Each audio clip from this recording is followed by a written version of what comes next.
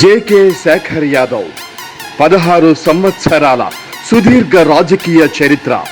BC సంఘర్షణ సమితి రాష్ట్ర వైస్ ప్రెసిడెంట్, యాదవ సంఘం ప్రధాన కార్యదర్శి, జగద్గిరిగుట్ట డివిజన్ ప్రజలతో మమేకమైన శేఖర్ యాదవ్తో మా ప్రతినిధి సురేష్ ఫేస్ టు ఫేస్. నమస్తే వీధిని స్వాతం, లక్ష్మణ సమాజ హితం. రాజకీయంగా బలపడాలని అందరి కోరిక. దానికోసం ఎంతమంది ఏం కార్యక్రమాలు చేస్తున్నారు. ఎప్పటికైనా సరే నాకు ఉన్న దాంట్లో దానం చేయాలనుకునే వాళ్ళు చాలామంది ఉన్నారు. మరి అలాంటి వాళ్ళ కోవకు చెందిన వాళ్ళే జేకే శేఖర్ యాదవ్ గారు, మరి రాష్ట్ర సంఘర్షణ సమితి వైస్ ప్రెసిడెంట్, యాదవ్ సంఘం జనరల్ సెక్రటరీ ప్రస్తుతం మనతో ఉన్నారు. వారిని అడిగి వారి యొక్క రాజకీయ భవిష్యత్తు, మరి జగదిరిగుట్టలో టీఆర్ఎస్ పార్టీ జిహెచ్ఎంసీ ఎలక్షన్లో మరి పోటీ చేయడానికి అవకాశం ఉన్నా కూడా శృతులు తప్పిపోవటం, తర్వాత మరి పెద్దపల్లి కాన్సన్ట్రేషన్ చేయడానికి లక్షణాలు ఏందో వారిని అడిగి తెలుసుకుందాం. నమస్తే సార్. నమస్తే సురేష్ గారు. లాక్డౌన్ పీరియడ్లో చక్కగా అందరు ఇంటికాడ ఉన్న పరిస్థితి ఏర్పడింది. ఇప్పుడు బిజినెస్ అని, రాజకీయం అని, ఏదో సందర్భంలో బయటికి వెళ్ళే వాళ్ళు తప్పించి ఇంట్లో ఉండేవాళ్ళు కారు. మరి ఇంట్లో ఉన్న రోజులు ఈ 60 రోజులు దాటింది, ఎలా అనిపించింది? యాక్చువల్లీ ఇది ప్రపంచాన్ని గడగలిగినటువంటి మహమ్మారి. ఎందుకోసం అంటే మానవుడికి ఒక భయాన్ని చూపించినటువంటి దారుణమైనటువంటి సిచ్యువేషన్ ఈ 60 రోజులు. ముఖ్యంగా రాజకీయంగా మేము ఉన్నాం కాబట్టి ఎందుకోసం అంటే ఒక 4 రోజులు మాత్రమే ఇంట్లో ఉన్నాం. మిగతా డేస్లో మాత్రం ఖచ్చితంగా ఏదో ఒక సేవా కార్యక్రమాలు చేసుకుంటూ ప్రజలకు, చాలామంది ఒక 10 రోజుల వరకు బాగానే ఉన్నారు, కానీ ఈ లాక్డౌన్ పీరియడ్లో వలస కార్మికులు, మరి అదేవిధంగా రోజువారీ కూలీలు, కర్షకులు తిండి లేక నానా ఇబ్బంది పడినటువంటి పరిస్థితి ఉంది. అలాంటి పరిస్థితుల్లో వారి కోసం జేదిగుట్ట ప్రాంతంలో ఒక 8 రోజులు అన్నదాన కార్యక్రమం కూడా ఏర్పాటు చేయడం జరిగింది. అదేవిధంగా అది కొద్దిగా ఇబ్బంది అవుతుందనగానే, సోషల్ డిస్టెన్స్లో ఇబ్బంది అవుతుందనగా వెంటనే మళ్ళీ ఒక 5 రోజులకు, 1 వారం రోజులు సరిపడేటువంటి సరుకులు, రైసు, అదేవిధంగా పప్పు, నూనె, పసుపు, కూరగాయలు ఈ విధంగా ప్రతి బస్తీల్లో పంచడం జరిగింది. ఎందుకోసం అంటే ఉన్న దాంట్లో కాస్త మనం సంపాదించిన మనతో రాదు. ఈ లాక్డౌన్లో అది చిన్న పెద్ద తేడా లేకుండా, వాడు కోటీశ్వరుడా, గరీబోడా, సినిమా యాక్టరా, రాజకీయ నాయకుడా తేడా లేకుండా అందరికి వచ్చే అవకాశం ఉంది. కాబట్టి ఇవాళ దేశం బాగుపడన్నా, రాష్ట్రం బాగుపడాలన్నా, ఒక వ్యవస్థ బాగుపడాలన్నా కార్మికులు, కర్షకులు ఉంటేనే ప్రతి వ్యవస్థ బాగుపడుతుంది. వాళ్ళు లేనిది ప్రపంచమే లేదు, ఈ వ్యవస్థ లేదు. కాబట్టి అట్లాంటి కార్మికులను కాపాడుకోవాలనే ఉద్దేశంతో నాకు తోచిన, నాకు వీలైన సహాయంతో వారందరికీ చేస్తూనే ఉన్నాను, చేశాను, ఇంకా చేస్తూనే ఉంటాను. అయితే ఈ వైద్యులు కూడా వీరి వైపు ఏమైనా ఆచరణ చేశారా? యాక్చువల్గా నేను కూడా మొట్టమొదటిసారి జేదిరిగుట్టలో కానీ, అదేవిధంగా పెద్దపల్లి కాన్స్టిట్యున్సీ జూలపల్లి మండలంలో కూడా మొట్టమొదటిసారి కూడా పోలీసులు ఎందుకోసం అంటే మన కోసం భార్య పిల్లలను, అహోరాత్రులు వాళ్ళందరినీ విడిచిపెట్టి పనిచేస్తున్నటువంటి సిబ్బంది, మొట్టమొదట డాక్టర్సు, పోలీసులు, అదేవిధంగా మున్సిపల్ సిబ్బంది, గ్రామ సిబ్బంది, ఈ ఎలక్ట్రిసిటీ డిపార్ట్మెంట్ వాళ్ళు కూడా పనిచేయడం జరిగింది. రెవెన్యూ సిబ్బంది కూడా అక్కడ పనిచేయడం జరిగింది. వారి కోసం సరే అప్పుడు షార్టేజ్ ఉండే, మాస్కులు కానీ, శానిటైజర్స్ కానీ చాలా షార్టేజ్ ఉండే. నేను ఇక్కడ జగదిగుట్ట ప్రాంతంలో కూడా పోలీసులు కూడా మాస్కులు, శానిటైజర్ కూడా పంచడం జరిగింది. అదేవిధంగా పెద్దపల్లి కాన్స్టిట్యున్సీ మన జూలపల్లి మండలంలో కూడా ఆల్ డిపార్ట్మెంట్స్ ఎవరికి, మన అక్కడ ఉన్నటువంటి మన పోలీస్ సిబ్బందికి, అదేవిధంగా ఎలక్ట్రిసిటీ సిబ్బందికి, ఎంఆర్ఓ సిబ్బందికి, ఎంపీడో సిబ్బందికి, మరి అక్కడ ఉన్న గ్రామ పంచాయతీ సిబ్బంది కూడా మాస్కులు, శానిటైజర్స్ వారందరికీ అందించడం జరిగింది. వారు ఆరోగ్యంగా ఉంటేనే మనం ఆరోగ్యంగా ఉంటాం. మన ఆరోగ్యం పట్ల వాళ్ళు శ్రద్ధ తీసుకుంటారు కాబట్టి వాళ్ళని కాపాడుకునే బాధ్యత ప్రతి పౌరుని మీద ఉంది. కాబట్టి దానిలో భాగంగానే నేను వారికి ఇవన్నీ ఇప్పించడం జరిగింది. అరెస్ట్ చేయడం జరిగింది. అంతకుముందు కాంగ్రెస్ పార్టీ రాజకీయంలోకి ఎలా మీ యొక్క ప్రయాణం? యాక్చువల్ ఏంటంటే నేను దాదాపు 25 years ఎబో అయిపోయింది రాజకీయాల్లోకి వచ్చేసి. ముందు మేమందరం టీడీపీలో ఉండే, కౌన్సిలర్గా పోటీ చేద్దాం అనుకున్నాం. వాళ్ళ వార్డ్స్ డివైడ్ అయిపోయినాయి. అప్పుడు మాకు అవకాశం రాలేదు టీడీపీ నుంచి వెళ్ళి. ఆ తర్వాత మనం కూనశేషం గారు మన కాంగ్రెస్ ఎమ్మెల్యే గెలిచారు. ఒక 1.5 year నా వెంట పడితే అప్పుడు 15-16 సంవత్సరాల సీనియర్ టీడీపీని వదిలిపెట్టేసి నేను కాంగ్రెస్లో జాయిన్ అవ్వడం జరిగింది. ఆ ద్వారా ఆనాటి మాజీ పీసీసీ డి శ్రీనివాస్ గారు మన ముఖ్యమంత్రి కేసీఆర్ చేసినటువంటి ఉన్నత పథకాలు కానీ, చేసే అభివృద్ధిని కానీ వారు ముగ్ధురై మనం టీఆర్ఎస్ పార్టీలో చేద్దామని చెప్పడం జరిగింది.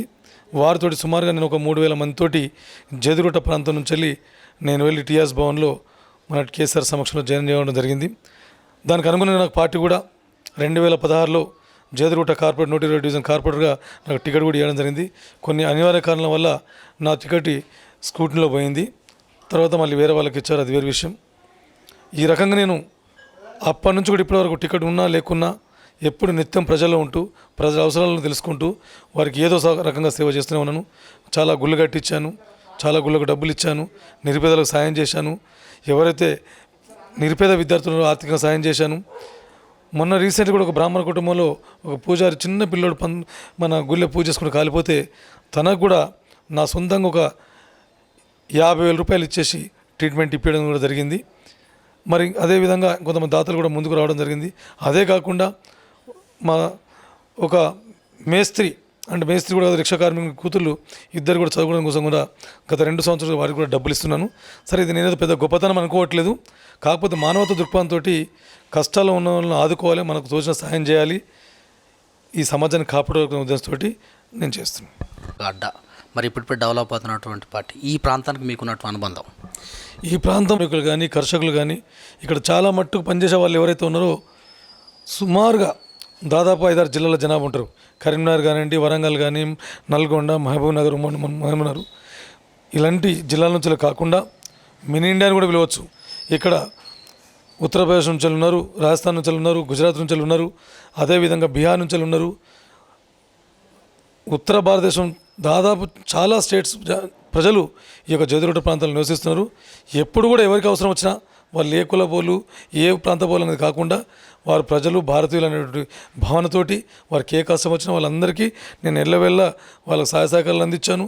డెవలప్మెంట్ విషయాలు కానీ ఇక్కడ ఉన్నటువంటి రోడ్స్ కూడా గత 20 ఏళ్ళ కింద ఏం లేకుండే రోడ్స్ కూడా వేయించడం జరిగింది అన్నట్టు నింద్రగౌండ్ పట్టుకొని.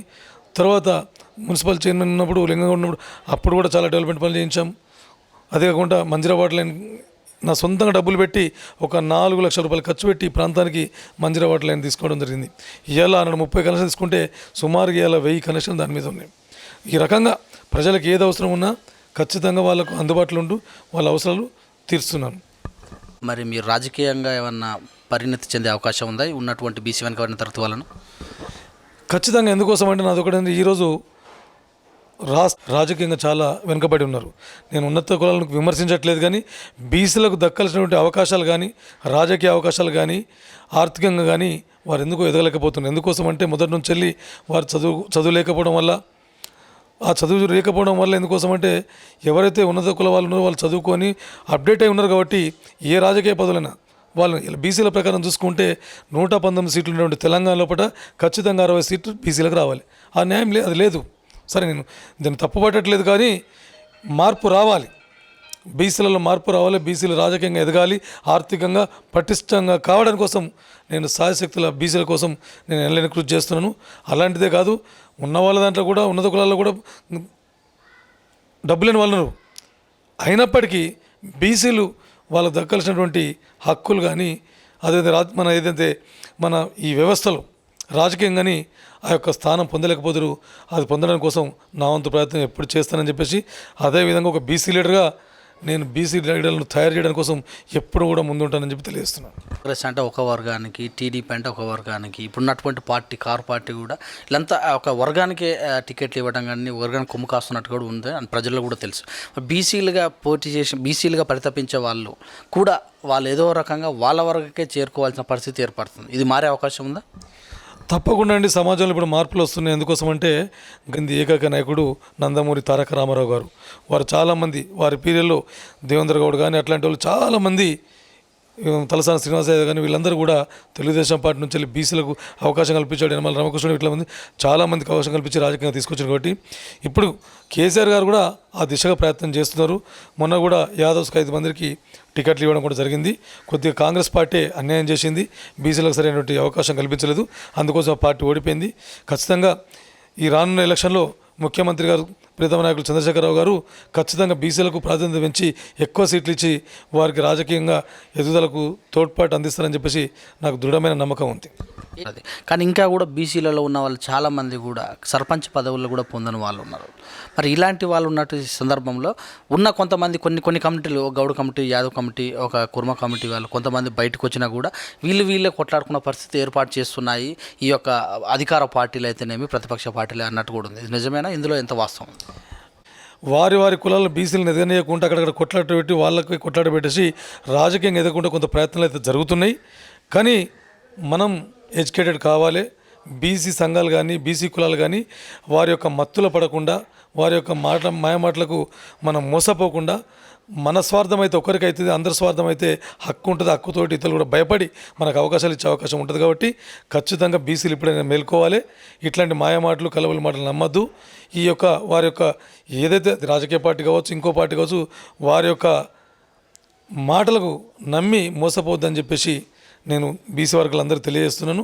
సరే, ఇప్పటికి కూడా కొంత మార్పు అనేది వచ్చింది. అందుకోసం బీసీలను రాజకీయంగా మనం ఎదగలేకపోతే గతంలో పోల్చుకుంటే ఇప్పటికి చాలామంది అప్డేట్ అయిపోయారు. సర్పంచ్లు కానీ మీరు అన్నట్టు తప్పకుండా తక్కువేం లేదు, ఎక్కువ మంది సర్పంచ్లు, జడ్పీటీసీలు, ఈ ఎంపీపీలు. కానీ చట్టంలో రాజ్యాధికారంలో బీసీల సంఖ్య ఎక్కువ ఉండాలి. చట్టం చేయాలంటే ఎంపీటీసీలో, జడ్పీటీసీలో సర్పంచ్లు ఉంటే వ్యవస్థను చట్టాన్ని మార్చలేరు. మనకి ఏదో ప్రాతినిధ్యం మన లోక్సభలో కానివ్వండి, మన శాసనసభలో కానివ్వండి, మన విధానసభలో కానీ ఎప్పుడైతే బీసీలకు ఎక్కువ మంది ఉంటారో అప్పుడు బీసీల హక్కుల మీద పోరాడే అవకాశం ఎక్కువ ఉంటుంది. కాబట్టి చట్టసభలకు ఎక్కువ వీలైనంత వరకు బీసీలను పంపించుకునే ప్రయత్నం చేయాలి. అయితే ఒక రాజకీయవేత్తగా ఒక విశ్లేషణ పరంగా తీసుకుంటే ఎలక్షన్స్ అనేసరికి డబ్బులున్న వాళ్ళకే టికెట్ ఇవ్వటం, సేవా కార్యక్రమాలు చేస్తున్న వాళ్ళందరూ కూడా ఆ సమయానికి వచ్చేసరికల్లా టికెట్ రాకపోవడం నిరాశంగా ఇండిపెండెంట్ కూడా పోటీ చేస్తున్నవారు చాలామంది. కానీ ఇంకా అనుకున్న ఆ స్థితిలో ఏర్పడతలేదు.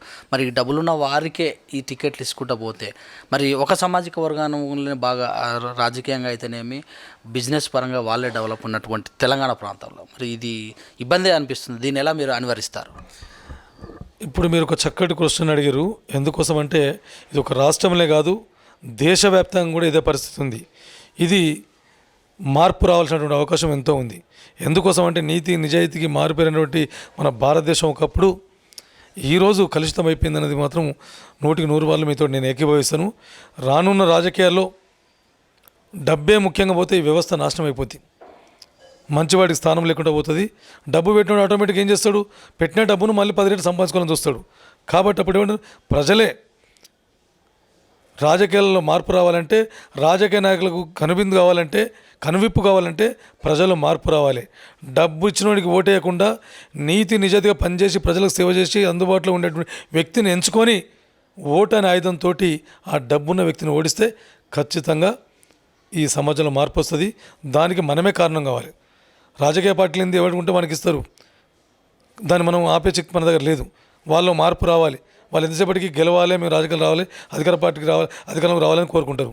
దాన్ని మార్చాలంటే ప్రజలే విఘ్నులుగా ఆలోచించి ఎవడైతే నాన్ కరప్టెడ్ వ్యక్తి ఉంటాడో అది కార్పొరేటర్ కావచ్చు, కౌన్సిలర్ కావచ్చు, జడ్పీటీసీ కావచ్చు, సర్పంచ్ కావచ్చు, ఈవెందో ఎమ్మెల్యే కావచ్చు, ఎమ్మెల్యేస్ కావచ్చు, ఎంపీ కావచ్చు, నీతి నిజాయితీగా పనిచేసి సర్వీస్ చేసే వ్యక్తికి ఎన్నుకోవాలని చెప్పేసి రాష్ట్ర ప్రజలందరికీ నేను చేతులెత్తి మన దండం పెడుతున్నాను.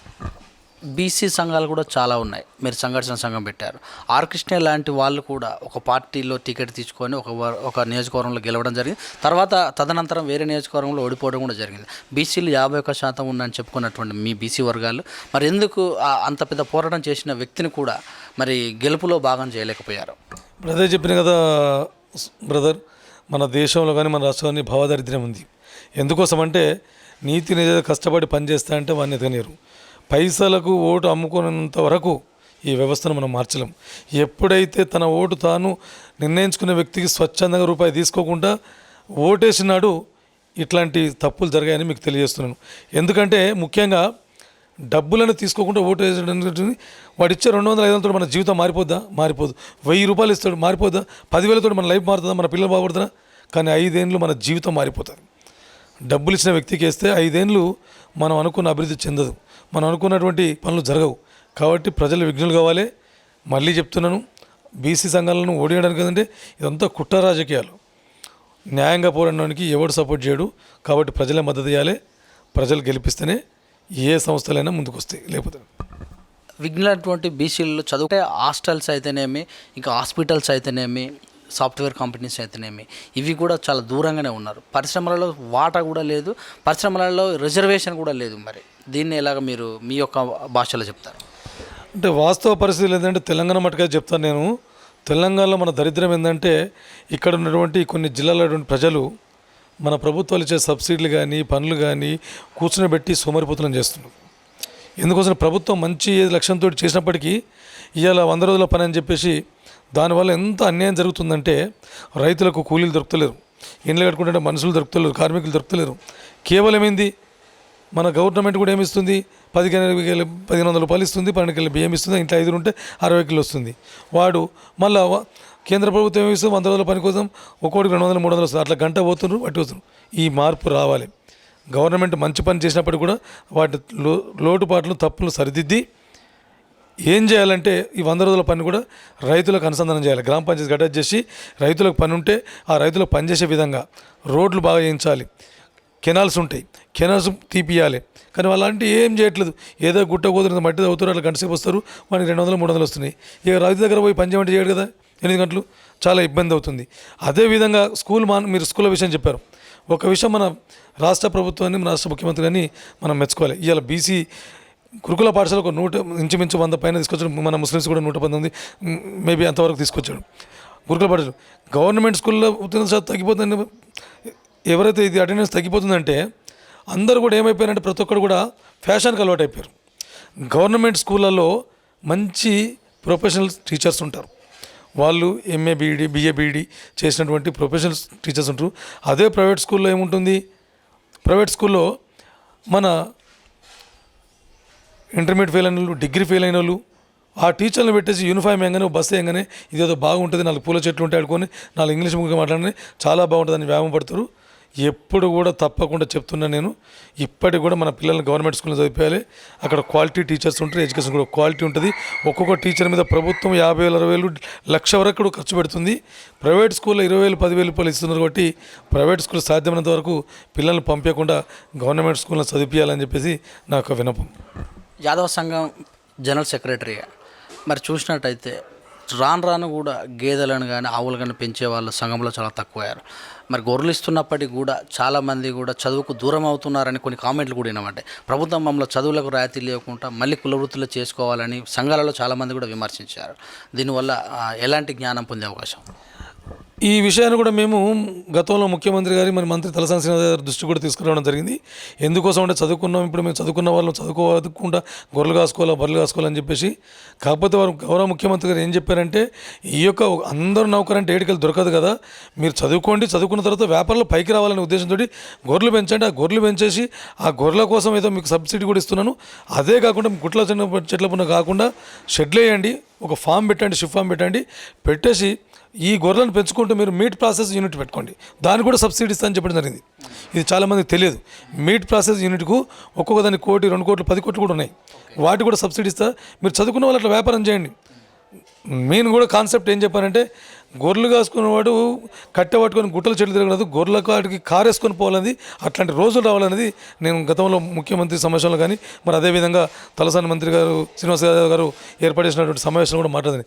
ఎప్పుడు పోతాడు గొర్రెలు కాసుకున్న కారు మీద షెడ్లు ఏర్పాటు చేసి షిఫామ్లు పెట్టి కొన్ని 100 గొర్రెలు ఒకటే కడ పెట్టేసి మీట్ ప్రాసెస్ యూనిట్ చేస్తే తను కూడా కార్మికులు పెట్టుకుంటాడు, లేబర్ని పెడతాడు, కారు వేసుకొని పోయి షెడ్లలో పోయి గొర్రెలను చూసుకుంటాడు. ఒక వ్యాపారం చేసి విదేశాలకు ఎక్స్పోర్ట్ చేసే అవకాశం ఉంది. గవర్నమెంట్ దానికి సిద్ధంగా ఉంది. అందుకు వారిని మెచ్చుకోవాలి, తిట్టడానికి అవసరం లేదు. ఇక బర్రెలు అంటారా, మరి బర్రెలు కాయకపోతే ఎవడండి, మరి పాలు కావాలి కదా, ఎవడో ఒకటి కాయాలి కదా.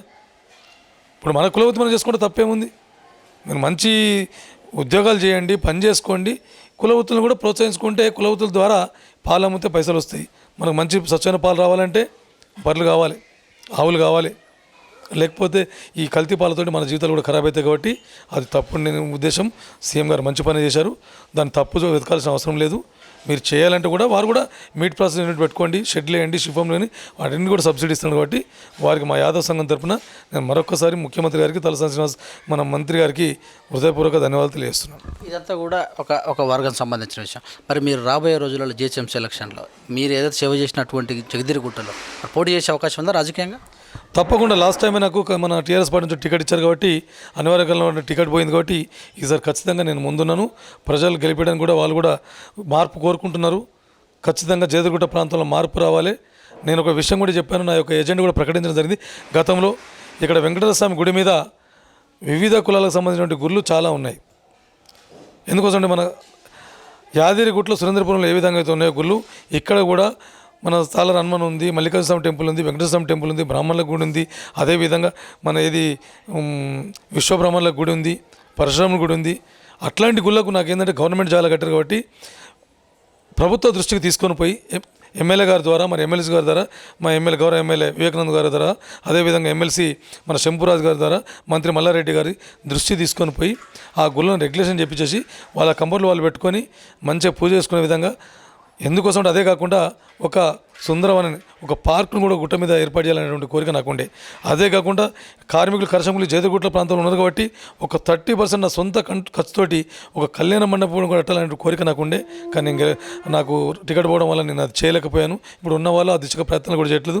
ఆ కళ్యాణ మండపం ఎందుకు కట్టడం అంటే ఇలా ఉన్నదంతా కార్మికులు 15,000, 2,000, 1,500, 2,000, 3,000, 5,000, 10,000 పనిచేసేటువంటి కార్మికులు ఉన్నటువంటి లక్షలు ఖర్చు పెట్టి పెళ్లి చేసే స్తోమతలు ఇన్వాల్వ్ ఉన్నారు కాబట్టి అటువంటి వాళ్ళకి ఫంక్షన్లు కట్టిస్తే ఒక 5,000 మినిమం రెంట్ తోటి కట్టిస్తే ఆ గరీబులకు చాలా చేయూతనిచ్చినట్టు ఉంటుందని చెప్పేసి ఆ ఆలోచన కూడా నాకు ఉండే. కానీ అది నేను గెలవలేదు. ఇప్పుడు నెక్స్ట్ టైం నేను ఇప్పుడు అవకాశం ఉంది కాబట్టి ఖచ్చితంగా ప్రజలు నాకు ఆశీర్వదించి ఓటేస్తే, నన్ను గెలిపిస్తే ఖచ్చితంగా ఈ పనులు చేస్తానని చెప్తున్నాను. అదే కాకుండా ఇక్కడ బస్ డిపో కూడా లేదు, ఇక్కడ హాస్పిటల్ కూడా లేదు. కార్మికులు ఉన్నారు కాబట్టి ఇక్కడ 20 పడకల హాస్పిటల్ కూడా చేయడం కోసం నా వంతు కృషి చేస్తానని, నన్ను గెలిపిస్తే ఖచ్చితంగా ఇలాంటి పనులు ముందుండి చేస్తానని చెప్పేసి నేను ప్రజలకు మీ ద్వారా తెలియజేస్తున్నాను. పెద్దపల్లిలో కూడా కాన్సన్ట్రేషన్ చేస్తున్నట్టుగా తెలుస్తుంది. మరి ఎలా ఆ దిశ కూడా ఎలా ముందుకెళ్తారు? యాక్చువల్గా ఏంటంటే అది మా ప్రాపర్ ఎక్కడ, పెద్దపల్లి అనేది మా ప్రాపరు. చాలా గుళ్ళకు కూడా లక్షల డొనేషన్ ఇచ్చాము. మన జూలపల్లి కూడా 1,50,000 ఇవ్వడం జరిగింది. ఒక అబ్బాపూర్ టెంపుల్కి 1,00,000 రూపాయలు ఇవ్వడం జరిగింది. అదే కాకుండా జూలపల్లి మండలం, పెద్దపల్లి కాన్స్టిట్యూన్సీ జూలపల్లి మండలం మన ఇది పెద్దపూర్లో కూడా 1,20,000 పెట్టి ఒక సీసీ కెమెరాలు కూడా పెట్టడం జరిగింది. సుల్తానాబాద్ పోలీస్ స్టేషన్లో పోలీసు వాళ్ళు ల్యాండ్ కబ్జా అవుతుందంటే ఒక 2,00,000 రూపాయలు పెట్టి ఫెన్సింగ్ కూడా ఏర్పడడం జరిగింది. వీలైనంత వరకు అక్కడ కూడా ప్రజలకు ఆ యొక్క నియోజకవర్గ ప్రజలకు ఎప్పుడు కూడా సహాయ సహకారం అందించడానికి నేను ముందుంటానని చెప్పేసి కాలమే నిర్ణయిస్తుంది. అక్కడ నేను ఏం చేయాలనేది ప్రజల కోరుకుంటే ఖచ్చితంగా ముందుకు వస్తాను. కానీ సేవాభావంతో అక్కడ పనిచేస్తున్నాను. చాలామంది కూడా రాజకీయానికి కూడా సేవాభావం పెట్టాలి అని అంటారు. రాజకీయంలో కూడా వారసులు వస్తున్నారు. ఇది కొంచెం ఇబ్బందికరమైన విషయం, కొత్త వాళ్ళకి చోటు లేనట్టుగా అనిపిస్తుంది. దీని మీద మీరు కామెంట్ ఎలా చేస్తారు? ఇప్పుడు నేనంటే రాజ్యాంగంలో ఉన్నటువంటి చట్ట ప్రకారము ఎవడికి మన ఈ కొడుకు రావాలి, కొడుకు పోతే అని మనవడు రావాలి, ఇది చాలా శుద్ధ తప్పు. ఎవడికి సత్తు ఉంటే వాడు రాజకీయాలు ఎదగాలి. సేవ చేసే భావం ఉండి కరప్ట్ లేని వ్యక్తి ఉంటే ఖచ్చితంగా రాజకీయాలకు అర్హుడు. అంతేగాని మన రాజకీయ వారసులు అనేది అది మంచి పద్ధతి కాదు. మంచోడు ఉంటే రావచ్చు, తప్పేం లేదు. అతను కూడా సేవాభావం చేసి మంచితత్వం ఉండి మంచి పని చేయడానికి వస్తే ఖచ్చితంగా దాన్ని స్వీకరిస్తారు ఎవరైనా. కానీ దానికి వారసత్వ రాజకీయాల కంటే ముందు నేను దాన్ని ఖండిస్తూ కూడా ఒక రకంగా మెచ్చుకుంటూ ఒక రకంగా ఖండిస్తూ, ఎవరికైతే సేవాభావం ఉంటుందో, ఎవరికైతే సేవ చేసి నలుగురికి ఉపయోగపడే గుణం ఉంటుందో వాళ్ళు రాజకీయంగా ముందుకు రావాలని కోరుకుంటున్నాను. రాజకీయం అనగానే చాలా ఖర్చు, కొంతమంది ఖర్చు పెట్టి తప్పిపోయిన వాళ్ళు ఉన్నారు. ఆ త్రుటిలతో అసలు రాజకీయం వద్దన్నట్టుకున్నారు. కొంతమంది ఏమో వచ్చిందే సంపాదన కోసం అని వచ్చిన వాళ్ళు కూడా చాలామంది చూస్తూనే ఉన్నాం. ఈ రెండింటిని మీరు ఎలా మేళవింపు చేస్తారు? ఇప్పుడు దురదృష్టం, మీరు చెప్పింది కరెక్టే. కొంతమంది ఏమో సేవాభావంతో వస్తున్నారు, వాళ్ళు పైకి వెళ్ళలేకపోతున్నారు. కొంతమంది స్వార్థంతో రాజకీయాలకు వచ్చి డబ్బులు సంపాదించుకొని వాళ్ళు అనుకున్న పదవులు పొందుతున్నారు. ఇది మార్పు రావాలి. మళ్ళీ మీకు చెప్పినట్టు నేను అది మార్పు రావాలంటే ప్రజలే మార్చాలి. మీ చేతులు లేదు, నా చేతులు లేదు, ఎవరి చేతులు. ప్రజలు ఎప్పుడైతే విఘ్నులవుతారో అట్లాంటి కరప్ట్ వ్యక్తిని పక్కకు పెట్టి నీతి నిజాతో పనిచేసిన వ్యక్తులను ఎన్నుకోవాలన్నది నాకు కోరిక. ఎమ్మెల్సీ గారితో మీ అనుబంధం ఎలా ఉంది? వారి యొక్క సహసహకారం ఎలా ఉంది? ప్రియతమ నాయకులు, మా యొక్క యువ నాయకులు, రాష్ట్ర విభజన అధ్యక్షులు, యూత్ విభజన అధ్యక్షులు ఎమ్మెల్సీ గారు శంభురాజు గారు, వారు కూడా నాకు గతంలో టికెట్ కోసం వారు కూడా నాకు సహకరించారు, టికెట్ ఇప్పించారు. వారితో నాకు మంచి బంధం ఉంది. మా గుడికి కావాలంటే కూడా 1,00,000 రూపాయలు డొనేషన్ ఇచ్చారు. మళ్ళీ గుడి కట్టిస్తే వారితో నాకు మంచి సంబంధాలే ఉన్నాయి. అదేవిధంగా ప్రియతమ నాయకులు కుద్బులాపూర్ ఎమ్మెల్యే, వీరికి నాకు గత 20 సంవత్సరం నుంచి 17 సంవత్సరాల నుంచి 16-17 సంవత్సరాల నుంచి వీరితో కూడా నాకు తెలుగుదేశం ఉన్నప్పటి నుంచి వారితో సత్సంబంధాలు ఉన్నాయి. ఎమ్మెల్యే గారు కూడా నాకు అన్ని విధాలు కోఆపరేట్ చేస్తున్నారు. అదేవిధంగా మల్లారెడ్డి గారు, అదేవిధంగా మంత్రి తలసాని శ్రీనివాసరావు గారు, అదేవిధంగా ప్రియతమ నాయకులు కాబోయే ముఖ్యమంత్రి, రాష్ట్రం నలుమూల నుంచి ఈరోజు కావాలని కోరుకుంటున్న వ్యక్తి మన కేటీఆర్ గారు. వారి ఆశీస్సులు కూడా తప్పకుండా ఉంటాయని అనుకుంటున్నాను. ముఖ్యమంత్రి గారు అయితే ఇక అందరికీ కావాల్సిన వారే. స్థానిక నాయకుల అందరి సహాయ సహకారాలు ఉన్నాయి. వారి సహాయ సహకార ప్రోత్సాహంతో ఈ యొక్క డివిజను సమస్యలు కానీ అభివృద్ధి కానీ ఎల్లవెల్ల సహాయ సహకారాలు ఉంటాయి. ఖచ్చితంగా వారి సహకారంతో ఈ యొక్క అభివృద్ధి కార్యక్రమాలు కానివ్వండి, సమస్యలను పరిష్కరించడానికి ఎప్పుడు నేను ఎల్లవెల్ల ప్రయత్నిస్తుంటాను. ఇంతకు ముందుకున్న రాజకీయాలు వేరు. కాంగ్రెస్లో ఉన్నవాళ్ళు కాంగ్రెస్లో ఉన్నవాళ్ళు టీడీపీ ఒక పార్టీ మొత్తం కనుమరుగై మొత్తం కారులో పూలింగ్ అయింది. కారు మొత్తం నిండిపోయింది. కొత్త తరం పాత తరం నాయకులలో సఖ్యత ఎలా ఉంది? మీతో మరి ఉన్నట్టు ఉద్యమకారులు అయితేనేమి డివిజన్ నాయకులు ఎలా ఉంది? మనం మంచుకుంటే అందరు మనతో మంచుకుంటారండి. ముఖ్యంగా సరే అక్కడక్కడ మనం మంచుకున్నా కూడా కొంతమందికి ఏంటంటే జెల్సీ భావంతో అట్లా ఉంటుండొచ్చు. అట్లాంటి భావన ఉన్న వాళ్ళని కూడా అందరిని కలుపుకొని పోవడానికి నేను ప్రయత్నం చేస్తాను. ఎందుకోసం అంటే ఇది రాజకీయం అనేది స్వాస్థ్యం కాదు, స్నేహం ముఖ్యం, మన అనుబంధం ముఖ్యం. పదవి అనేది ఎప్పటికి ఉండదు. పదవి మన స్వాస్థ్యం కాదు. మంచి రాజకీయ నాయకులు కనుమరుగైపోయారు. దాంట్లో మనం ఎంత ఉన్నంతకాలం 10 మందికి సేవ చేయాలి, 10 మందితో కలిసి ఉండాలి, అందరినీ కలుపుకొని పోవాలనేది నా ఉద్దేశం. Thank you sir, thank you very much. ఇదని మరి జేకే శేఖర్ యాదవ్ గారు చెప్పినటువంటి విషయాలు. తన రాజకీయ జీవితాన్ని, బడుగు బలహీన వర్గాల అభ్యున్నతిని, మరి వారికి ఇచ్చినటువంటి సహాయ సహకారాలని, ఎమ్మెల్సీ వారి యొక్క ప్రోత్సాహాన్ని మొత్తం కూడా మనతోటి చక్కగా విశ్లేషణ చేశారు. చూసిన with camera విజిరెడ్డితో me Suresh Dandu.